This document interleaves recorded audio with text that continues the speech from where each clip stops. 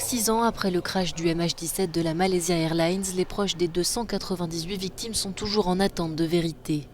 Après avoir été interrompu à la mi-mars, le procès reprend ce lundi à La Haye.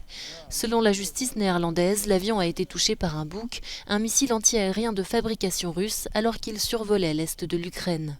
Absents du procès, 4 hauts gradés des séparatistes pro-russes sont poursuivis. Dans un entretien exclusif à Euronews, l'un d'eux clame son innocence.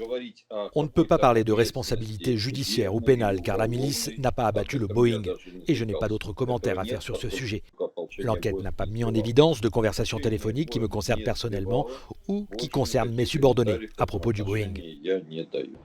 Poursuivis pour meurtre et pour avoir délibérément causé le crash de l'avion, les 4 hommes sont accusés par le parquet néerlandais d'avoir convoyé le système de missiles anti-aériens.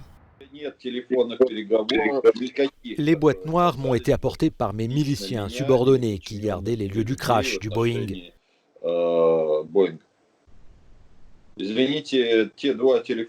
Mais dans les 2 conversations téléphoniques, où on m'entend parler directement, il n'y a rien sur le Boeing ni sur cette affaire. La Russie a toujours nié avec véhémence toute implication dans le crash, affirmant qu'il a été causé par les forces militaires ukrainiennes. Pour Igor Girkin, en tout cas, Vladimir Poutine a bien une part de responsabilité. Je crois que Poutine, dans cette situation, a agi de manière irresponsable. D'abord par ses propres mots, puis par ses actions, en encourageant les gens du Donbass et ensuite en leur refusant une aide réelle. Les accusés encourent la perpétuité.